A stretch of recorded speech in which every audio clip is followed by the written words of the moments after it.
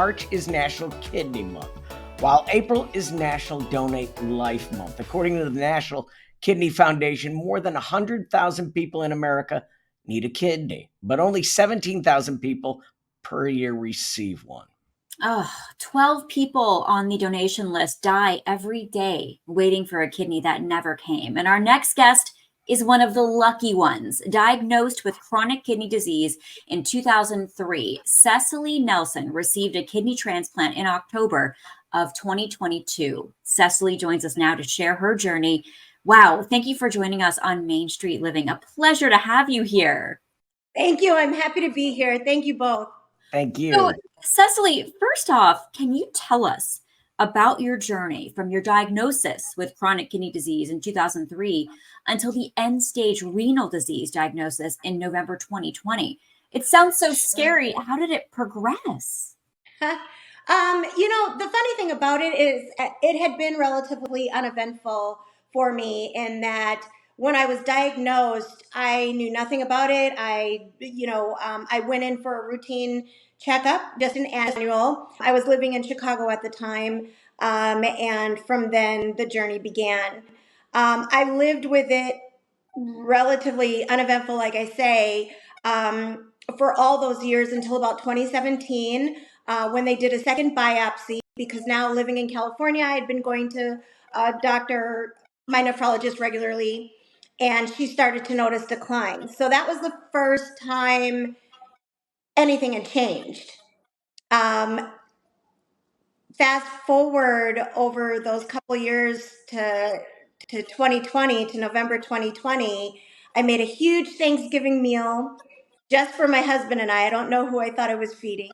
And I had been in the kitchen all day. Again, felt regular for what I had considered regular, because to that point I had been managing with diet, exercise, lifestyle changes.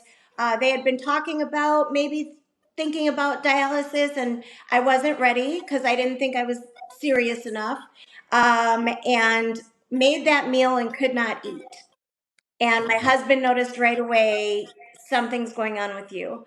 I would go to the doctor a couple weeks later in December and found that my GFR had declined from 16, which was already stage 5, to 7, which meant we couldn't wait any longer. It wasn't anything I was doing. We needed to manage the disease. It had plummeted. So basically, in the end of 2020, right after Thanksgiving, you are in kidney failure. Did you then Yes. race to find a donor there, or was that something you were researching and trying to find answers to before that? So I had actually been placed on the donor list by my doctor at UCSD in 2019, in December of 2019. But I was listed inactive because I was stable. It was moving slowly at that point, but clearly from 1 year later, from December 2019 to December 2020, things had gone terribly awry. I had already started with the big ask, the big give, which is the National Kidney Foundation's way of encouraging people to speak up and not be shy about sharing their disease and their need for a donation, living donation in particular. And so I had already started communicating about it, or sharing when I had to go to the doctor and that type of thing, sharing it with my family and friends. I got louder, however, once dialysis started in February of 21, because I knew that the longer you're on dialysis, the more difficult it becomes. Your health can decline. People live with it for years and years, but I then was on a mission. Oh my gosh. So tell us how you found a donor and how vital the National Kidney Registration Voucher Program is, because a lot of people don't find a donor. So how did you get so lucky and blessed? Sure. It is lucky and blessed. I'm glad you said those words, Cheryl, because it's truly a gift. It's so many of my family and friends rallied around me, wanted to do it themselves for me and be a direct donor, but they weren't matches, or for whatever reason, you know, it's a process and it's a huge consideration. And so I was just grateful at the thought, you know, that anyone would want to try. But it was because of my sister, actually, that I was able to get a donor, because she um, met a colleague. They had never met before. They were at a meeting together, a reception. And the question was, tell us something about you that we may not know, as they were all becoming acquainted. It was a meet and greet. And she had shared that she had been spending the summer with me as I started dialysis to kind of get me on track and take care and help me and my husband, and that I was in need, that I needed a transplant. And someone came up to her after that meet and greet and said, I'll do it. This individual is Callie Gilmore Fitzgerald, and she was already being worked up to donate her kidney to someone else in need. Again, someone she did not know. That individual ended up getting his kidney before she was approved, if you will. And so she said, I'll switch and donate on your sister's behalf. She was not a direct match for me either, but because she gave her kidney, that enabled me to get the voucher for when a match did become available, then I would be next in line to receive. She had her surgery in June of 22. I received a voucher at toward the end of July. You know, because you have to submit information, and there's additional steps.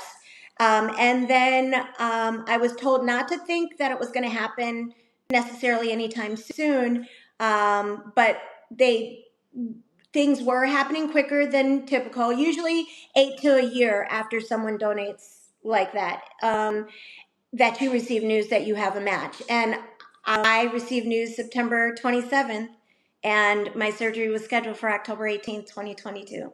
So a matter of months. Just an amazing story. And you think about it, you get the transplant, your new kidney is Yes. functioning, and now you get a Yes. chance to meet the person that helped you, Callie.